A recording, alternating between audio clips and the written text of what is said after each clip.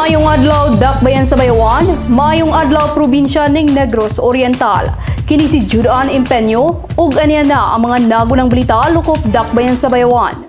Formal nga gilunsad ning dakbayan ang programang maghatag og libreng paniudto sa tanang mga estudyante sa tibuok Bayawan. Sa detalye kay Oliver Tasa. Opisyal na ang gilungsad ang programa ni Mayor John T. Raymond Jr. nga Project Bayawanong Himsog ni adtong Agosto 13, 2024 sa Bayawan City, Norso Arena.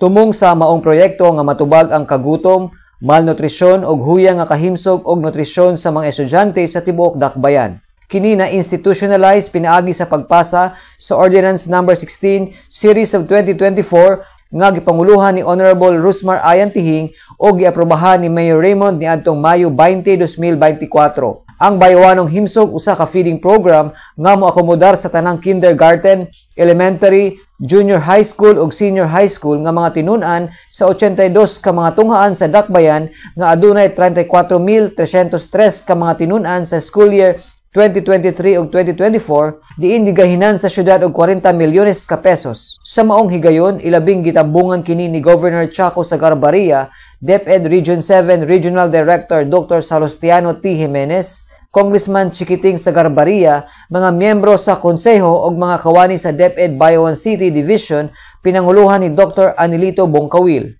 Gani human sa ground launching ceremony sa Bayawan Norso Arena, gipahigayon ang institutional visit sa tulo ka mga tunghaan sa dakbayan, ang Umod Elementary School, Nangka Elementary School ug Bayawan City East Central School. Sa pagkakaron, ang maong feeding program ipahigayon sa tulo ka adlaw sa matag simana. Gikan sa Media Bureau, kini si Oliver Tasa, Ibayaw